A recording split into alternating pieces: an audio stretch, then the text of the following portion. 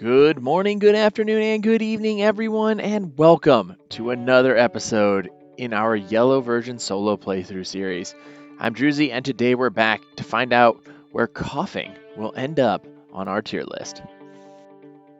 I'll be honest, I don't think I've ever used a Koffing in any Pokemon game, but its base stats put it around the bottom two-third of all the original 151 Pokemon, so I'm not really expecting a great time on this run. Koffing doesn't have particularly good attack or special in general, as it's combined in Gen 1. It does have really good defense, but low HP and low speed also aren't going to be great, so I'm really not sure if this is going to be a great run. Kind of feels like an opposite of Chansey in some places, so it'll be a lot different than the run we just completed last time. For this run, we're going to set up our rival to face Jolteon with his final Eevee-lution, so that means we're going to have to make sure we win this lab battle and also the optional rival 1A battle. Jolteon's always going to have a speed advantage on us. It might not always outspeed depending on our level, but it's going to be a tough opponent, and it also gets Pin Missile, which will be super effective against our poison typing. Choosing Jolteon also makes the early game more challenging, maybe annoying is a better word, as we have to beat our rival in the lab and the optional 1A fight to get him to evolve into Jolteon, and as you're seeing right now in the lab battle, it is brutal to say the least.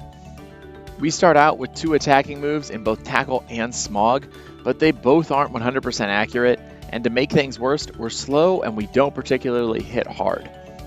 The best strategy I could come up with here was to settle with Smog and hope we get an early poison, and then once we get that early poison, switch to Tackle, and then we hope we last long enough to get the win. Let me tell you, this is not easy. In fact, it took me over 10 tries to get the successful battle you're seeing now, and it's safe to say this run is not off to a great start. In our successful battle, we do get that early Smog poison, and then we switch to Tackle and we don't get too many misses. I do accidentally misclick and go to Smog a couple times here, but fortunately it doesn't hurt us in the long run, and we're able to hang on and take down Eevee so we can finally move on to our early game errands. So now that we're past our rival fight in the lab, let's take a quick look at Koffing's move list. As we look at the level up list, the only move I see really being useful here is Sludge. We get Stab, so maybe that'll be useful. TMs, we have Thunderbolt, so that's fantastic. Fire Blast also might be useful too, depending on our situation, but overall, not sure what to think about this so far. Koffing is going to be an interesting run here. Definitely not sure if this is going to be one of the easier ones as we move on throughout the run. I first attempt the rival 1A battle at level 9, and at this level, it can be pretty close, but it's far from consistent. At this point though, every battle we have is not consistent thanks to our accuracy issues and weak attacks. I attempted this battle multiple times at level 9 here, and although we make it past Spearow every time, we rarely are in a place to be competitive with Eevee. After many battles, this is the closest we get in this attempt, and we still aren't able to take down Eevee, even though it does get down all the way to red health thanks to some poison and Eevee choosing not to attack us. We're definitely going to need some more levels here. We come back at level 12. We faced every trainer available to us right now, including the Light Years trainer at Brock's gym, and we're back, and even at this higher level, we're still struggling against rival 1A. After 3 unsuccessful attempts, mainly due to Sand Attack just destroying our accuracy from Eevee, we get this battle, and that we end up taking big damage from Spearow, but when we get on to Eevee, we get a second turn poison, and then Eevee decides never to attack us again for the next 5 turns. And even though we get Sand Attacked and Tail Whipped and we're not in a great place overall, we are able to finally connect with the Tackle and take it out, and we get the win. And with how rough this battle's been, I don't care if it's not consistent at level 12, we're going to move on and start challenging Brock because he's also going to be a huge problem for us. After a few levels in Viridian Forest, we come into the Brock fight at level 14 to see how things are going to go, and they don't go very well. Our Tackle is our best move here, and it's not doing too much. You could maybe go for Smog, but Smog is going to be very unreliable, 1 for accuracy, and then even if we get poison, Brock has so many full heals, it's not going to really be a reliable way to deal damage to his Geodude. After we trade tackles for way longer than we probably should have, we end up eventually going down, and we have to grind a little bit more in Viridian Forest to make this realistically possible. I don't know exactly what level we're going to need, so I come back every couple of levels until I get this attempt at level 18. We're going to do the exact same as we did before. We're going to hit tackle, and we're going to continue to spam tackle until we take down the Geodude. Looks like we're doing a little bit more damage now, but we're still taking 3 damage, which isn't ideal. It would be great if we could get that down to 2 damage, and it would make this a lot more consistent, I think. But eventually, we're able to take down Geodude and move on to the Onix for the first time. And once Onix actually does come out here, we will only have 19 health for the remainder of this battle, which is not great, and I'm thinking we're probably going to have to level a little bit more even after this. I start by going Smog with Onix because if we can get a poison while he's going for Bide, we can get some extra free damage in on him because Brock won't use his full heals while he's in the middle of a Bide. So our strategy here for Onix is use Smog and hope we get a poison, and hopefully that comes along with a Bide as well, so we can take out some more damage and not have to just waste time just attacking this snake because its defense is so high. I wouldn't call this strategy very elegant. I mean, I'd struggle to call this a strategy at all, but our high defense is actually keeping us in this one longer than I expected, and we're making pretty good progress against the Onix here. We've been able to tank enough Bides and do enough damage to take the Onix into red health, but we're in red health too, so this is not looking great. It looks like it's going to be a race to the end, and now I switch to tackles to try to get a couple lucky shots in. He goes for Bide, and we're able to get the win, just leveling up to level 19. That was way earlier than I thought it was going to be. I think this was fairly lucky. It's far from consistent, but the grind of Viridian Forest is brutal, and I don't want to do it anymore. So with that, we're going to head on into Mount Moon. Inside Mount Moon, we take the Helix Fossil before we get to battle Jesse and James from Team Rocket for the first time. Now, normally I don't bother to record this and talk over it because it's typically not a challenge, but for this run, I thought it'd be fun to see how we match up against our Team Rocket counterpart. This battle's a little weird, and we go into the fight paralyzed because of a random encounter with a Paris earlier that we couldn't get away from because of our low speed. And Ekans and Meowth are pretty easy overall, but then we run into our Koffing counterpart, and this is when I realized that we're out of tackle PP. And that is not going to be a great place to be because our Smog is not going to do anything to this Koffing. So after a battle that takes quite a while, we eventually go down to Koffing, and we've lost to Team Rocket. I'm embarrassed and sad, and not because of this one battle, but it took me 5 times to clear this battle. I mean, paralysis definitely played a part in most of the battles, but we just aren't doing enough damage most of the time. I'll be 100% honest here that I was not expecting this kind of roadblock this early. Team Rocket shouldn't be this challenging, and even though we are able to clear the battle, it has me very worried for the rest of the run now. My only hope right now is that once we get access to some better TMs, maybe Koffing will become a little bit more usable. Once we get some type coverage, thinking through Thunderbolt here could be fantastic on Koffing because we are going to do more damage than our Tackle and our Smog is. Sludge will also be so much better than Smog, so I'm looking forward to getting that in a few levels. But until then, we're going to have to deal with these poor moves, and it's just very frustrating dealing with this Koffing. And I'm really hoping it opens up soon because this is getting very hard to grind through right now. Once we get to Cerulean City, we're going to head to rival number 2 first. He's usually a little bit easier than Misty, and once we get past him, we also get access to a good amount of experience from the trainers to the north on the way to Bill. The strategy for this rival battle is basically going to be spam tackle. And if you want a little bit more detailed strategy, it's spam tackle and hope we don't take too much damage. Koffing is really kind of in a tight spot here because the only moves we can use are tackle and Smog.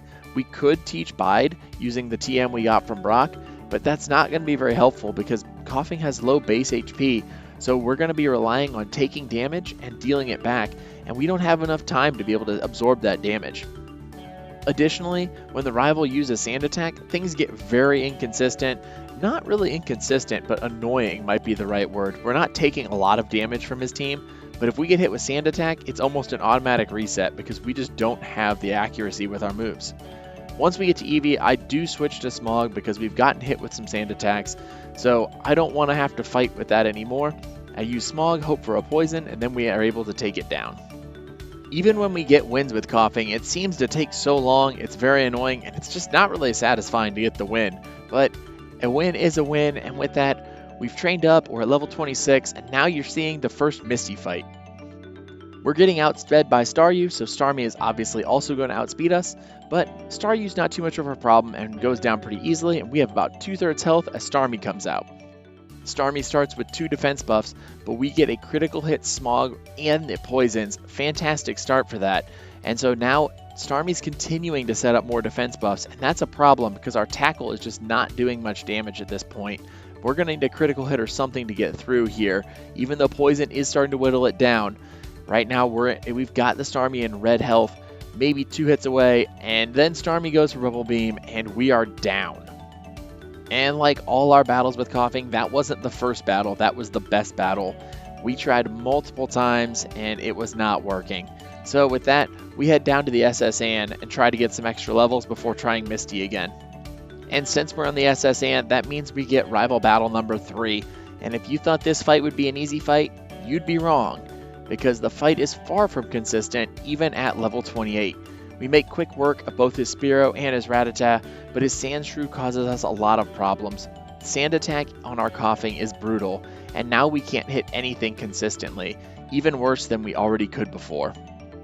When you add in a couple of slashes from Sandshrew, we're in rough shape heading into the Eevee, and Eevee also isn't going to be easy because it also knows Sand attack, and Growl, and Tail Whip, and it just destroys our stats. So now even if we can hit a miracle shot against this Eevee, we still aren't going to do much damage. After a frustrating stretch of us trying to hit him and missing basically everything that we do, the rival finally stops toying with us and puts us out of our misery. Our next attempt at the rival fight goes the same way up until Sandshrew. Spearow and Rattata both aren't going to cause much of a problem here. They also can't lower our stats, which is fantastic when we're working with Koffing.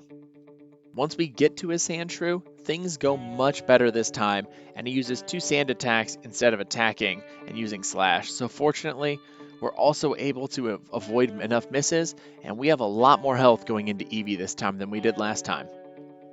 The Eevee must have loved watching our blind gas ball stumble around last time, so it goes for another sand attack early as we miss with Smog. The goal is to poison the rival and then hope we can outlast him, and on our 3rd attempt at Smog we finally get a clutch poison, so now we're on a ticking clock to get the win. After attempting a lot of tackles and being hit with a lot of status moves, we eventually connect with one final tackle to claim the victory, allowing us to move on with the story after quite a long time in this fight. Every battle with Koffing so far has been an absolute slog, so I'm looking forward to getting Sludge and being able to add a lot of consistency to our battles. Before helping out the seasick captain, we accidentally look into his trash can, and that was a mistake, but we end up getting things right, rubbing his back, and he gives us Cut, which is fantastic. And normally I would immediately head off the ship and head back to Misty, but since we've been having such a rough go in so many fights so far, I decide I'm going to make a quick detour. This detour takes us to TM44, which contains Rest. I really don't like this move since it takes multiple turns and normally isn't worth it overall, but with this run, I feel like it might be needed at this point. With the SS Anne completed, we have no choice but to take on Misty again, and even at level 29, this isn't an easy battle, and it took multiple tries to get the successful battle you're seeing here. The key to this battle is to avoid taking a lot of damage from Staryu, and then get an early poison on Starmie. Once you've got that poison, you're hoping to avoid multiple bubble beams. I mean, you can take 1 or 2, but anything beyond that really starts to get dicey. You're hoping to see a lot of Hardens and X-Defends here, maybe a critical hit on a tackle or 2, but really, the goal is to outlast the Starmie, and we're able to do that here, do just enough, and we're able to outlast the Psychic Starfish to claim badge number 2, allowing us to move on to Surge. Surge is normally one of the easier gyms in Yellow because he does only have 1 Pokemon with his Raichu. Unsurprisingly, we get outsped by Raichu to start this out, but we do get a critical hit Smog, which does pretty good damage to his Raichu. After 5 turns, we haven't taken any damage thanks to him focusing on Growls, X-Speeds, and then he gets a single Mega Punch that missed. Then our Smog connects and gets the poison when he's just about a quarter health, and then we get hit with the critical hit Thunderbolt, and that one-shots us from full health. So on our next attempt, Raichu hits a Mega Kick on turn 1 for big damage. while we miss with Smog, but as he soon goes for X speed, even though he's already outspeeding us, we get our Smog to connect and get the poison. As we switch to our spamming tackle strategy, he misses 2 Mega Punches before switching to Growls, and we're able to outlast the Raichu and earn our Thunder Badge. This is huge because for the first time in this run, we have a normal accuracy move in Thunderbolt. I'm so glad to have another option to attack right now. Obviously, we're going to immediately teach Thunderbolt to Koffing, and with that, we're now ready to head on through Rock Tunnel. And in Rock Tunnel, we're going to run into another very famous trainer, the Exploding Hiker. In all my runs so far, he's been a minor annoyance at best, but today, he may as well be the Pokemon champion because I can't beat him. Even though we have learned Sludge at this point, we have nothing that is normal effective on him, allowing his rocks plenty of time to get some shots in on us before blowing themselves up. In the 2 most effective of the 10 plus attempts I made here, only twice did I come close to getting a win. This was an absolute wall. Since we've hit this bit of a roadblock here, I decide I'm going to need to get a little creative with my strategy. And I know I'm not going to need Tackle or Smog from here on out, so I decide to teach Rest. I'm not sure it's going to be helpful in the long term, but it at least should get me through this battle. So we learn Rest in place of Smog since Sludge is just better move all around, and we're going to try out our new strategy here. We're going to use Sludge until we get into a range where a self-destruct could take us down. So you see there right off the start, self-destruct's doing 20 damage from a Geodude, so critical hit, we need to make sure we have about 40 health just to be in a safe side. And we're going to keep using Sludge until that happens. So on the first Geodude, we got a self-destruct. Second Geodude, we also are able to take a self-destruct. And at this point, we're going to use Rest against Graveler to make sure we're healing up. And we're going to hope that he goes for self-destruct too, because that's going to be the best chance of us getting the win. So as our Koffing wakes up from its short nap, we switch over to Sludge, and we're lucky enough to get a Poison, which means that we're now in a stall mode, and that there's no chance we should lose this battle. We're going to keep resting up to keep on topping up that health, and we're just going to stall out as much as we can. We're going to hope that we either get a self-destruct, or we're going to hope that the Poison eventually takes it down. After a while, we get the self-destruct we've been looking for, and that gets us the win and lets us move on past the Hiker and over to Celadon City, where today we pick up a lemonade for the Saffron Guards. I felt the guards needed a little bit more refreshment today than just basic water. So, with our beverage choice out of the way, we're now on to take on Giovanni in the Rocket Hideout. On his first turn, Giovanni tells his Onix to use Rage, which is a terrible move in Gen 1, as now all it can do is attack with Rage from now until the end of time. I do get it poisoned, so it continues to take damage every attack, and it's not doing too much anyway, and even after raising its attack by 6 stages, it's only doing 6 damage. It's a truly terrible move. Rhyhorn comes out next, and we're going to spam Sludge to do as much damage as possible while he goes for Horn Attack. Giovanni does make sure to get his guard spec product placement deal in place before we get our poison to set in. With Rhyhorn poisoned, this allows us the time we need to rest up and restore the rest of our health for the remainder of the fight as we continue to stall out the Rock Rhino. While we were sleeping, we ended up losing 31 HP, so before we wake up and miss our tackle, I decide I'm going to take this other opportunity to get another rest in and allow the poison to do the work, because we're not doing much damage to Rhyhorn anyway, and this way we can go into the last Pokemon with his Persian with a little bit more health overall. As Persian comes out, it goes for Bite and does big damage with a crit, but we get a Poison Sludge, and then we survive with 13 health and are able to hit it with Sludge to take out the Persian.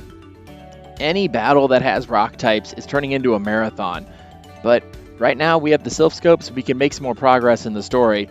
But before going to rival number 4, I'm going to go battle Erica instead because our poison typing should be strong against her grass types. I guess technically it's only super effective against Tangela though, but that's better than nothing. We are at a higher level than her Pokemon too, so maybe this will go well. Spoiler alert, it doesn't. Tangela is just as I expected though. Sludge does do great damage because it is super effective against the mono grass type, but my game goes a little bit funny against the Weepinbell, and the damage bar doesn't act normally, but eventually it goes under half health and things are looking good until we get put to sleep. And even though we resist all of Erica's attacks, we stay asleep for 6 turns before waking up, and then we get knocked out the same turn we wake up. I mean, This is so frustrating. We should have an easy gym battle here, but we just don't. Koffing is such a frustrating run so far. I immediately try again, and on the second attempt, Sludge still does big damage to Tangela, taking it out without having too many problems, which is going to allow us to move on to Weepinbell with a lot of health. So as Weepinbell comes out, we go for Sludge, we get a critical hit, it is doing neutral damage, you can ignore that not very effective message, that's a glitch in Gen 1, and we're able to take out Weepinbell without being put to sleep. Gloom's out next, Acid doesn't do much damage at all to us, we're able to get another Sludge off before avoiding a Stun Spore, our Tackle finishes off and gets us the 4th badge. Koffing has a way of turning even easy battles, or what should normally be easy battles due to typing, into tough ones. So right now this is getting me a little bit worried for some of the late game battles, thinking through how am I going to get through the Elite Four. But speaking of number 4, we're on to Rival 4 in Pokemon Tower. He starts out with Fearow, and we finally have an answer for his team. I go for Sludge instead of Thunderbolt by mistake, but we're able to take out the Fearow without having any problems. This battle isn't going to be too challenging as a whole because we do have that massive level lead, which allows us to do big damage to his team, and even when he's hitting us, it's not going to do too much overall. We one-shot most of his team, bringing out Sandshrew, who isn't really going to be too scary until he learns Earthquake as the Sandslash in the champion battle. I'm absolutely dreading when this Pokemon learns Earthquake, but until then, we're still okay, and we can take it out with using only Sludge. Eevee's out next, and our Sludge does big damage, gets the poison, it gets off a Growl, then goes for Quick Attack, but we're never in danger, and we're able to take out Eevee and get our victory over Rival number 4.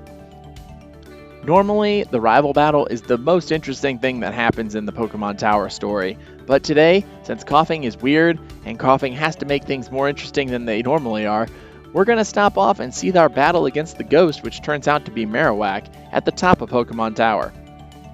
Unlike our rival, this Angry Spirit does have ground moves with Bone Club, and when it finally decides to use Bone Club, we get absolutely wrecked. And for the first time that I can remember in these challenges, I've lost a wild Pokemon encounter. While I'd like to say it was just bad luck that we lost against the Marowak, I lost in my next attempt, and the attempt after that, and in our 4th attempt, which you're seeing here, we only get by because the Marowak stops using Bone Club. So you see how much damage Bone Club's doing not quite half our health, which is fortunate because we end up surviving with 15 health. If it would have kept attacking, we would have been in trouble. Fortunately, it switched to Leer, and that allows us to sneak by the ground type. This is brutal. I am really looking forward to getting through this run because Koffing is becoming one of my least favorite Pokemon very quickly. From here, the run only gets harder, with either Rival 5 or Koga and his Psychic-type trainers that guard him being our options. I choose to go for Koga, and it's a brutal grind even to reach him. It took so many attempts and trips to clear the path to even face him. I'm only showing one loss here, but there were so many losses. But my already damaged pride can only take so much punishment in a single video, so all you're going to get to see is this one for now.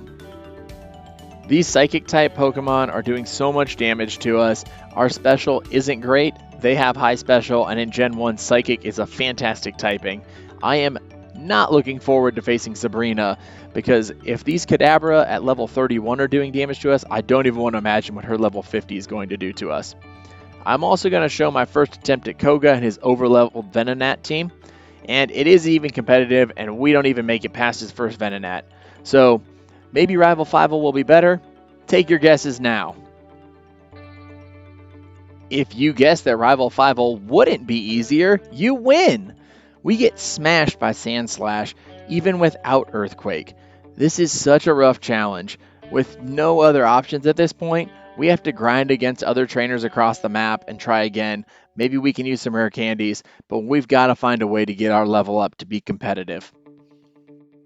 So right now our options are either to continue facing Rival 5, who would eventually open up the Giovanni fight in Sylph, and also facing Sabrina, or we can face Koga, and that's what I opt to do, because that'll open up Blaine, and I feel like Blaine will be a lot easier overall than Sabrina will, because her Psychic types could destroy us really quickly.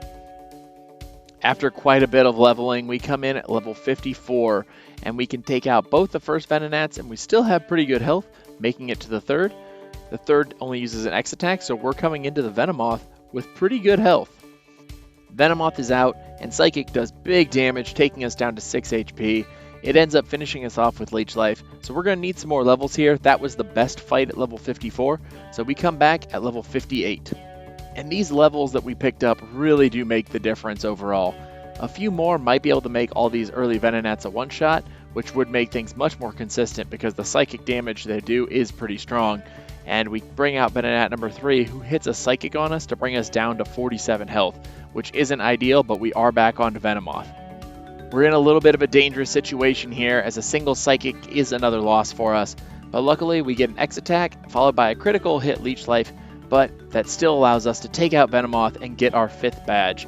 That means we've cleared the way to Blaine. At our higher level, we may be able to beat Rival 5 right now, but I really like the idea of taking out Blaine. It gets us a special boost, which should help us overall throughout the rest of the run, and I think we could probably beat him at this level, so let's find out if we can. We come into level 59 on this fight, and Ninetales outspeeds us and confuses us to start the battle. Our Sludge is doing really good damage, maybe around half, but it's not quite there, so we end up taking a Flamethrower before we take it out with Sludge, but we've taken a lot of damage as we level up to level 60. Rapidash also outspeeds and keeps us in a Fire Spin. After a Fire Spin lets us attack again, our Sludge does really good damage, but we are in a place that we need to recover since we're in red health. While we're sleeping, we do end up taking about half our health and damage before we can attack again, but once we do wake up, we're able to take it out and move on to the Arcanine. Right away, the Fire Dog goes for Reflect, and our Sludge is not doing a lot of damage. Luckily, he is spamming a lot of Reflects, but once he hits Flamethrower, we go down to red health, and that is not doing great. I rest to heal up again, Arcanine uses Takedown, followed by a Flamethrower, and we're not looking great, and then it hits a Fire Blast, and we're dead before we can even attack again. That's really unfortunate, and that's the biggest problem I see with rest. There are times that if we're taking big damage, we just can't do enough. After a few more attempts at Blaine, it was clear that just wasn't happening, so we're back against Rival 5 and Sylph. This time starting at level 61, and we're 23 levels higher than Sandslash, and we take it out after losing only about a third of our HP. With Sandslash out of the way, we can now sweep his team pretty easily thanks to being faster than them and also having such a level advantage. Ninetales goes down, so does Cloyster, Kadabra's out, and Kadabra also goes down to a Sludge, and that brings us to Jolteon. Jolteon is out, and it goes for Pin Missile, and it does outspeed us. Super effective, but it's not doing too much damage. Our Sludge hits, almost takes it out. We get the Poison. It uses a Potion, so it's starting to stall. And I'm going to rest to recover up, so this way we don't have to heal between battles, and we can take on Giovanni at full health. Because Pin Missile isn't doing much damage here, even with the critical hit, we're able to easily outstall the Jolteon, and eventually we're able to take it out, getting us the win against Rival 5. I know that right now you're probably thinking you really didn't have to be at this high of a level, but I really wanted to make sure I could get past the Sandslash, and we were able to do it pretty consistently. I think I'm very over-leveled for this fight. I think maybe 10 levels too much, but it was pretty consistent, and so now we can get on to Giovanni. And Giovanni never poses us a challenge here. The biggest problem we have is that we can't take out the Nidorino in one shot. So with that in mind, we then come through and start sweeping his team pretty easily. His Rhyhorn is incredibly annoying to take out just because of that resistance to poison. Luckily, we do get a first shot poison, which does help us out quite a bit. I've switched to Tackle because I'm trying to save as much PP as possible. And while we're waiting to take down the Rock Rhino, we do eventually get the Guard Spec that Giovanni has been waiting to use the entire battle. And with that out of the way, we can now move on to his Nidoqueen. And Nidoqueen, I start with Sludge going for a poison. It goes for Scratch. I go for another Sludge. We get Body Slammed. And then I switch to Tackle, which that's doing more damage since it is neutral to Nidoqueen.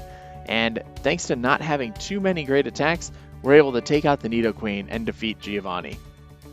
And now that Giovanni's out of the way, that means all the rockets are gone as well, and we can go on and test out how bad this Sabrina battle is going to be. I have been dreading this battle since the beginning, probably the second most in the entire one, with Agatha being the worst. And so this battle is not giving me a warm fuzzy feeling, and we'll see how it goes. So she starts with Abra, which is a one-shot, which is fantastic. X-Defend on Kadabra, and our Sludge almost knocks it out. We get the poison, it goes for recover, but we take it out on the next turn. Alakazam's out next, and we still have full health. This is a great start. Are we really going to beat Sabrina on our first try? We might, since we hang on against a Psychic. Wow, was not expecting that. It goes for recover, and with that, our Sludge takes it out, and we've beaten Sabrina on the first try. Wow. This is the first gym we faced that we won on the first try, and it's the Psychic gym. I am completely shocked, and now that she's given us Psywave, we'll obviously throw away that useless TM. We can't use it. No Pokemon can really use it. It's just a trash move. But with that out of the way, we now have 6 badges, and we can come back and face Blaine once again.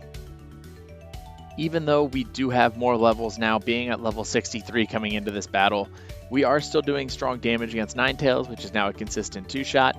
He still can do too much damage and hits very hard against us, and even at this level 63 attempt, it's just not happening. We can usually make it to Arcanine, but Arcanine is so strong, and Flamethrower and Fire Blast are both such great moves. This is a pretty close attempt, and we still went down. So I decided to teach Mimic to give us a little bit more chance to avoid attacks. The plan here is to Mimic Confuse Ray and go for it as a way to stall more and also give us a chance to restore our health when we go for rest. With our new strategy in place, things go much better. We start out with Mimic and we Mimic Confuse Ray on our first turn. As long as we don't get a critical hit from Flamethrower, we're usually in a pretty good place here. This then allows us to switch into Sludge, which does huge damage against the Ninetales thanks to a critical hit, and we also get the poison. We are then allowed to set up Rest, and that lets us keep our high health for the remainder of this battle, even though we do get confused while we're sleeping. With Ninetales being poisoned, we're able to then go for Confuse Ray to hopefully make it even harder for it to attack, and maybe do some double damage if it hurts itself in confusion, and then we can set up Rest so we can be near full health going into Rapidash. Unfortunately, Blaine is not cooperating today, insisting on using super potions, so when we wake up, eventually switch to Sludge to finish off the Firefox. Rapidash comes out next, and isn't too much of a problem. Takedown does okay damage, but Sludge is doing more damage. We get trapped in a Fire Spin, which is annoying, but eventually Fire Spin misses, and we're able to take down Rapidash, moving on to Arcanine with more than half health. Arcanine starts with Takedown, and we get our Confuse Ray off. Then I go for Sludge before it can set up a Reflect. He sets up a Reflect as he comes out of confusion, but our Sludge takes him under 25%. I go for Sludge one more time. It doesn't quite do the job. I misclick when going for Rest. Takedown takes us to 4 HP, and the Recoil knocks him out, and that's our 7th badge. That was fantastic. I can't believe that that's how we won this battle. But now we have the TM for Fire Blast, and that's great because it could be useful later on in this run. I'm not going to use it yet, but it's nice to have as we make our way to Giovanni and the ground gym. With Giovanni, we have to worry about Earthquake and Dig because both can be very strong against us, even though our high defense does give us some insurance against that. In our first attempt, I Mimic Earthquake to give us a counter against his Nidos and the Rhydon later, but Dugtrio obviously outspeeds and gets a free shot with Dig before we can actually get that Mimic in. After another round of Dig, we're down to 14 health for this fight as our Earthquake takes out Dugtrio to bring out Persian. We go for Rest, but Persian outspeeds and we go down to Giovanni. So that means the only gym leader we beat on our first try in this run was Sabrina. On our next attempt, the same strategy does pay off. Mimic on Earthquake, and although we do take a first turn Dig, Giovanni's compulsive need to use Guard Specs comes in clutch and we avoid more damage. That moves us on to Persian. The Fancy Cat only uses Screech on us twice, and this is actually activating the badge boost glitch, so while we're -4 in defense, our speed and attack are both now up as we take it down. This lets us take out the Nidoqueen in one shot and outspeed with that Earthquake, for both of the Nidos actually, as Earthquake also takes out Nidoking in one shot. Rhydon's out last, and Earthquake doesn't quite take it out, but a Guard Spec again, you wouldn't expect anything less from Giovanni, allows us to get the win and our 8th badge, completing the Pokemon League Challenge. Without Giovanni's obsession with Guard Specs, this would have been very challenging. The Poison type in Gen 1 is really not great for this challenge, and Koffing is a weak Poison type at that. But With all 8 badges in our possession, we can now head over to the Elite Four, but first, we have to fight our rival. Against the rival, we're going to use Mimic to take Slash from his Sand Slash, and that's going to be our counter for his ground type. While the rival goes for a couple rounds of Fury Swipes, we use Slash, and I'm not sure exactly how we do Slash because we are just a floating ball, but I'm not going to look too far into it, and after our second Slash, we take out Sand Slash to move on to the Execute. We outspeed the group of eggs. We hit a Slash for big damage, it sets up Solar Beam, but our Sludge takes it out before it can do anything else to us. Ninetales is next, and we stick with Sludge, which does big damage. An Ember doesn't do too much, and another Sludge takes it out. Cloyster's next, so we use Thunderbolt, and it's a one-shot. I think the critical hit might have mattered, but I'm not positive. Kadabra's next, outspeeds and does a huge Psybeam to us, but we're able to tank it and last with 10 HP. Jolteon then goes for Agility instead of Pin Missile. He has good AI here, so he's going to use one of those 2 moves, allowing us to rest and heal up so that we are now guaranteed to take out the rival and move on to the Elite Four. Even though Jolteon is outspeeding us, it's not really doing much damage to us, so maybe it isn't the hardest evolution. You can let me know in the comments if you think I should have gone with Flareon or Vaporeon instead. As is our tradition on the channel, we're going to try Ice Channel Lorelei at the very first level that we arrive at the Elite Four. In this case, things don't go as badly as I was expecting, mainly because we have Thunderbolt. Combining Thunderbolt with our good level coming in, and that's huge against Lorelei's team. We're able to take out the Dugong without too many trouble, still having full health as we move on to Cloyster. Cloyster's out next, and our Thunderbolt is a one-shot with a crit. I don't know if it mattered. We'll find out in other runs probably, because I don't think we're going to beat Agatha at level 66. Slowbro goes down in 2 shots, and now that brings out Jinx, and Jinx outspeeds us and hits a Lovely Kiss, so now we're asleep. We don't sleep long, and we wake up, and our Sludge does huge damage, almost taking it out, but not quite.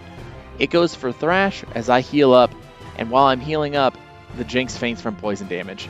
Lapras is out next, and Thunderbolt does big damage over half, but a Hydro Pump takes us out, and that's our first attempt at the Elite Four.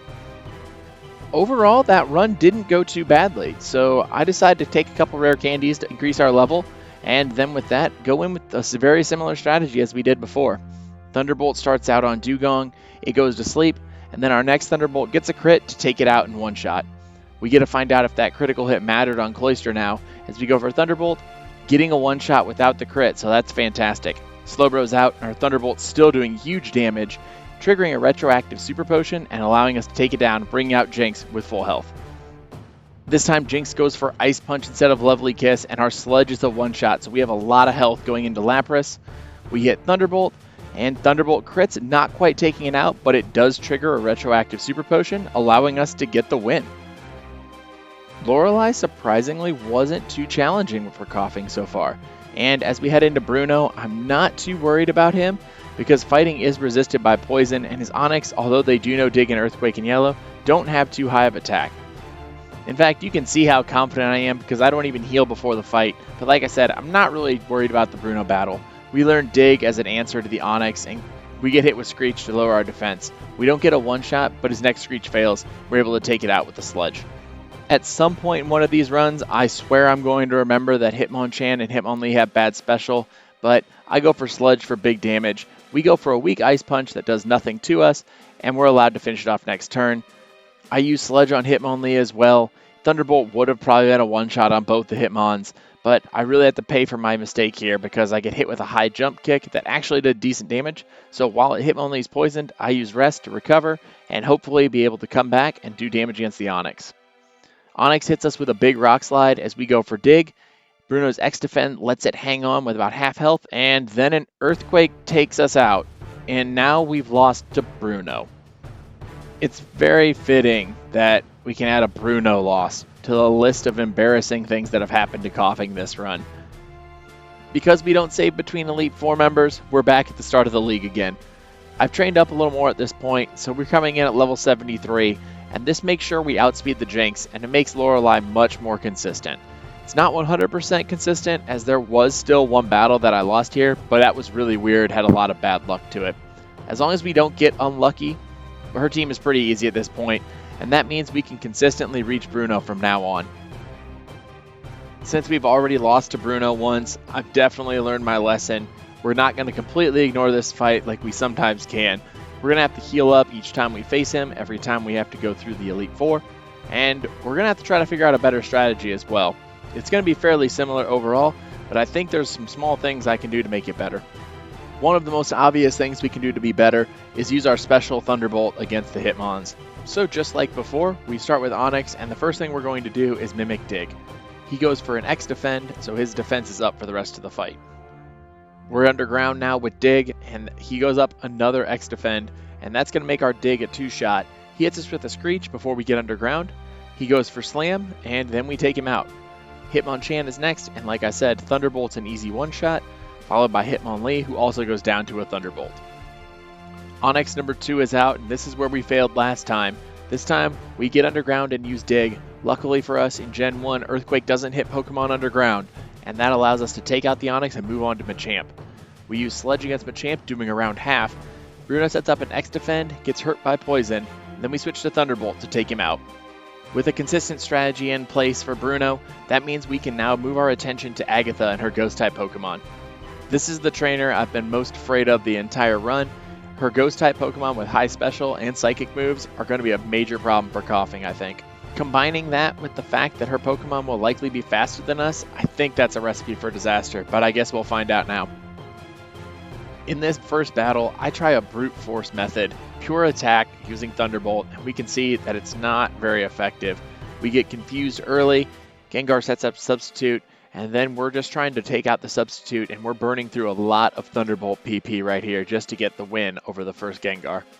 In Yellow version, Gengar number 1 doesn't have a strong moveset against us. It has Mega Drain, which we resist, and eventually Agatha does switch into Golbat to try to do something, I don't know what, and we take it out in one shot before she starts using Super Potions on her Gengar, further depleting our Thunderbolt PP. Once we get a Paralysis, I'm able to switch to Sludge to take out the Ghost and bring out Haunter. I go for a couple of Sludges because I know Haunter and Gengar both have low defense, but they resist Sludge along with all of Agatha's Pokemon. So I switch back to Thunderbolt, which is clearly doing more damage before getting put to sleep. Fortunately for us, we wake up the same turn Haunter went for Dream Eater. That would have probably knocked us out. We're able to go for Sludge and take it out to bring out Arbok. We snap out of confusion as we attack with Thunderbolt on the Arbok, and it does big damage. Its Screech fails, and we take it out with another Thunderbolt to bring out Gengar number 2. I go to Mimic Psychic because I think it'll be a good counter to his Poison typing, but it's too little too late as it goes for Psychic and it takes us out. That means back to the start of the league we go.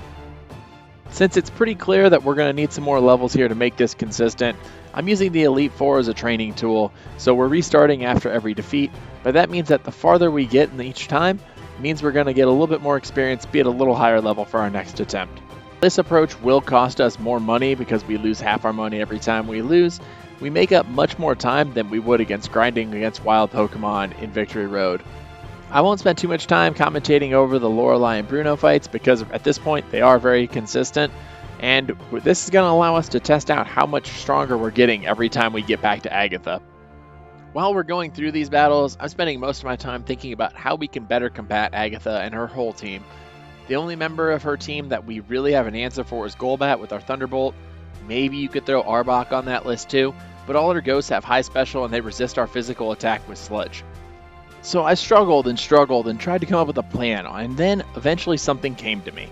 This idea came from watching another Pokemon channel, Scott's Thoughts. If you haven't checked out his runs, they're fantastic. He does a lot of really cool stuff in Pokemon Yellow and also in some of the later generations as well. If you haven't checked him out, I highly recommend it. But one of the things he did against Agatha is he used Mimic and copied Substitute.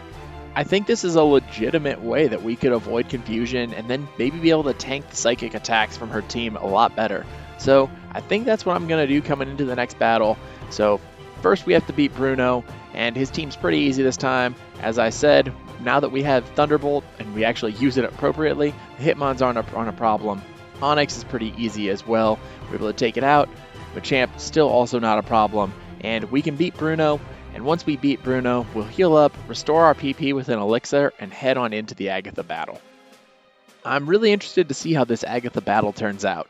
It's going to be different tactics. I've never used this type of strategy before, So we'll see how it turns out. I think there's going to be a lot of interesting turns, though. It's going to still be a little bit of luck-based, I think, as most Agatha battles typically are. I think the fact that we have rest on our moveset will be helpful, though, because we can recover some of that health that we lose when we set up our substitutes. Anyway, Gengar number 1 is out. We go for Mimic, and Agatha withdraws, and now we're stuck picking from Golbat's moves, which are not fantastic. I decided to go for Supersonic because it's better than the rest of the moves. It caused this weird glitch that Golbat became invisible. It also did a weird glitch where now we didn't replace Mimic, we replaced Rest, so that's not the greatest, but we still able to set up Substitute, and we're able to set up our Substitute as Gengar number 1 switches out for Haunter. Gengar number 1 was able to paralyze us, but there's a small upside to that in that we can't take damage from Dream Eaters now, so the Haunter really can't do too much damage to us. After several rounds of trading unsuccessful confusion attempts, we end up switching to Sludge, and we end up doing pretty good damage, and our second Sludge actually gets a crit. We're using Sludge to avoid using our Thunderbolt PP here, and then I switched to Supersonic, which was a bad mistake. This gave Agatha enough time to use a Super Potion on her Haunter, and then eventually switch out to Gengar number 1 again. Fortunately for us, it's not too big of an issue, as Gengar comes out, and we hit a Thunderbolt on Haunter on a switch, and that gets us the knockout to bring Gengar number 1 back for the what seems like 100th time. After using a series of Thunderbolts, as it only uses weak attacks that aren't actually able to break up our substitute, we're able to take Gengar down and move on to Arbok. So as Arbok comes out, it's going to outspeed us, we know this, we're paralyzed, and it's going to do some decent damage. It gets a critical hit Acid, and it's going to break our substitute. But we find out our Sludge is doing good damage, as it's going to take probably 3 or 4 hits to get a KO. Before we can get behind the substitute, we get hit for a 2-turn wrap, and then we get behind our substitute, and we can start using Sludge to take out the Arbok. This brings us to Agatha's final Pokemon in Gengar number 2, and I think we're in a much better place than we were last time. We're still set up behind our substitute, and that'll allow us to survive a little bit from her team. And it turns out to be necessary, as after a lot of trading back and forth, we're able to get a confusion before we switch into Thunderbolt. And it actually hurts itself on the first turn before going for a Dream Eater, as our Thunderbolt takes it to red health, only for Agatha to use 2 Super Potions, restoring all of her health that our Thunderbolt just did. And then eventually, it decides not to go for any more Super Potions. We hit a Thunderbolt, and we get our win. That was a very long battle, and it wasn't all that clean, but it was surprisingly effective. Avoiding confusion with the substitute was a big key to that battle. We're going to heal up now, use an elixir to restore our PP, then we're going to be on to face Lance for the first time. In red and blue, this would essentially be a free fight because of Lance having barrier and agility and good AI, but he has a totally different moveset in yellow, so that won't be a free battle. Even though this isn't a free battle, it turns out to be pretty simple nonetheless. We outspeed Gyarados thanks to our huge level lead, and Thunderbolt takes it down thanks to being 4 times critical effective. We take out the first Dragonair with a critical hit Sludge. I don't think the critical hit mattered, and even if it did, it's not like we were in any danger. As we mimic Ice Beam on the second Dragonair, we see how much damage a Hyper Beam would do. 32 damage, not doing a lot. And then our Ice Beam is able to take it out in one shot. Aerodactyl's out next. I go for Ice Beam, hoping for a freeze in case it doesn't take it out, but it's still a one-shot. That brings out Dragonite, and Dragonite's 4 times weak to Ice, so that's a clear one-shot, and we've made it to the Pokemon Champion for the first time. Lance was surprisingly easy, but I don't think that's going to hold true when we go on against our rival. Sandslash now has Earthquake, which could do big damage to us. This is the first time I've gone through this battle, so I don't know if we're going to need our full levels here. I do have 4 rare candies. I decide to heal up and use 2 of them. I think I should probably save some just in case we can do this at this level. I'm always trying to beat this at the lowest level possible.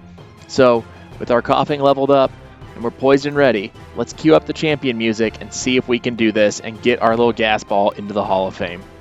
Our rival is going to start out with his Earthquaking Sandslash, and I'm going to try to take it out as quickly as possible, and I think mimicking Earthquake is the best choice, so that's what we're going to go for right here.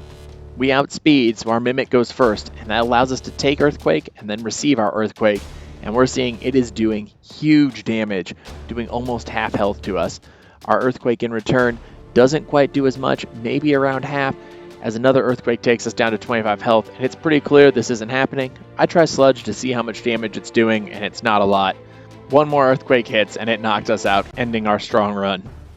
Even though we didn't quite get it done, I think we're pretty close. If we would have been able to get past the Sand Slash in 2 hits, I think we could have done it, and maybe all 4 rare candies would have let us do it. I restart the league at the same level as we were on the previous attempt, since it looks like we may finally be in range to get our Koffing through the run at this level. As usual on these repeat runs through the league, I'm not going to narrate the strategy in detail because you've already seen and heard it before. Instead, I do want to talk about the Pokemon in each of these runs and how I put the runs together. At the start of each run, I use the Universal Pokemon Randomizer to switch out the starters at the beginning of the game. The randomizer is so awesome, and it really ups the replay value of all the Pokemon games, Generations 1 through Generations 5. So if you're interested in doing runs like this, definitely be sure to check it out. The other thing I wanted to talk about is that I've decided to not mess with the IVs of my Pokemon in any way. I don't even really check to see if they're good or bad at the start of each run. I know there are ways to check the IVs of Pokemon, whether by setting them as being perfect or by resetting until you get a good range, but that wasn't exactly how I wanted to do these runs. I wanted to see what it would look like if you just took any Pokemon and put it as a starter, how that would look as if that was your starter for this game instead of having Pikachu. While this may make a direct tier list comparison a lot more complicated, I don't think this method is an exact science anyway. There's already a lot of user error by the fact that I'm not a perfect Pokemon player, and there's just a lot of other factors that go into these runs, besides just having perfect IVs. So for these runs, we're mirroring something that was more close to my original Pokemon experience, where I had no clue that one Pokemon may have better attack or less HP than another, or have higher special just based on the Pokemon we choose. So I know it's arbitrary, but that's how I'm choosing to do these runs, as it's a little bit more clean for me, and I really enjoy playing this way. With that tangent out of the way during both the Lorelei and Bruno fights, you may have noticed that I used 3 of the 4 rare candies after Bruno, and might be wondering why I did that. The reason is mainly to help make the Agatha battle a little bit more consistent, thanks to having a little bit more levels. After doing a little bit of math, I was able to figure out that by manipulating the experience we have, we'll still be able to end at the same level after Lance going into the champion as we will if we were able to level up before the champion and not using our rare candies for these earlier battles against Agatha and Lance. Gaining these extra levels a little bit earlier adds so much more consistency to both the Agatha fight and the Lance fight, not that the Lance fight really needed it anyway. Our Agatha fight goes much easier this time, partially due to being able to mimic Substitute while keeping rest, but this battle is never in doubt. Being able to set up a Substitute and attack against these Haunter and the Gengar is very nice. They can't confuse us with Confuse Ray, their attacks don't do enough damage to us, unless it's one of the Psychic moves, in which case it breaks our Substitute, but it still saves us from more damage. And we're able to sweep through our team pretty easily using Thunderbolt. Even Agatha's second Gengar isn't really going to cause us too many problems. We have a Thunderbolt that's doing good damage, and the Paralysis definitely helps to avoid take any more damage. Because she switched out, we're now able to finish off the Arbok and win the battle. With Agatha out of the way, that means we're moving on to Lance, and I don't see any reason Lance won't be just as easy as he was before. We're even at a higher level than we were last time, so really don't see any challenges here. But sometimes strange things happen. Hopefully we don't see that here, and we can get our win and move back on to face the champion. We're going to go into this battle with the exact same strategy, stay at the same principles we did before, and we're going to hope the battle goes basically the same way. It starts with a one-shot on Gyarados with Thunderbolt, so we find out really quickly that that's still the same. Dragonair number 1 is out. We're going to go for Sludge, and we find out that the critical hit last time did matter, and Lance heals with a retroactive Hyper Potion. It's not going to make a big difference. Slam does very little damage to us, and we're able to take out the Dragonair with Sludge. Dragonair number 2's out, and that means we can mimic Ice Beam. As long as we don't get frozen, we're doing great here. It goes for Bubble Beam, which does nothing to us, and now we can sweep his team with Ice Beam. Things do take a little bit longer than I was hoping because Aerodactyl uses Fly, but once that's over, we hit an easy one-shot with Ice Beam. Dragonite's out next. We hit an Ice Beam to knock it out, and if my math's right, we should level up, and we do. So we're going to be going into the champion battle at level 81. Hopefully this battle goes much better than last time. I think those extra levels should be very helpful though. It'll give us a little bit more attack, a little bit better defense, a little bit more health, and that should be very helpful. So as we use our rare candy, we're going to then heal up, restore our PP, we'll queue up the champion battle music once again and see if we can claim victory over this challenge. Sandslash is out first, and we know that Earthquake's a strong option here, but I mimic Slash instead to see if it'll do more damage and maybe take him out a little bit quicker. Unfortunately, Our Slash doesn't get a crit and also doesn't do as much damage as Earthquake would have, so this is not exactly how I was hoping this would go. We do get a 1 in 256 miss though from Earthquake from Sandslash, and that allows us to last long enough to be able to take out Sandslash, even though we only have 23 health for the rest of the fight. Alakazam is out next, and a single attack will knock us out. I go for Sludge, hoping that something works our way, and it does. We get a Kinesis, and it fails, so our accuracy is still intact, and that means we're past Alakazam, and now that allows us to rest against Exeggutor, get our health back, and we can keep on going for the rest of this fight. Because of good AI, the Exeggutor is always going to go for Hypnosis on that first move, which gives us a free turn to set up rest. As we wake up from our rest, we do big damage with the Sludge, but it doesn't quite take it out. Exeggutor goes for Hypnosis and then goes into Barrage and Stomp since it sees that we're asleep. After getting hit with a few barrages, we end up waking up only to be hit with a Stomp, and at this point, we're sitting at just about 60% of our health. I decide to rest to make sure we have as much health as possible going into our final couple Pokemon here. After we take a couple of weak Stomps, we're able to move on after using Sludge with over 75% of our health for the Cloyster. Against Cloyster, we're using Thunderbolt, which is a one-shot, and that's going to bring out Ninetales next. It would be really helpful to have Earthquake here, but we don't because I went for Slash on this test instead, and we get hit with a critical hit Fire Spin, and it lasts for not 1, not 2, not 3, but 4 turns. With our health starting to get into potential knockout range, I rest again as Ninetales goes for a couple of quick attacks and a Tail Whip, which will actually be helpful to us thanks to the Badge Boost glitch activating here. Once we wake up and are finally able to attack, it goes for one more quick attack before we hit a Sludge, which crits and takes out the Fox.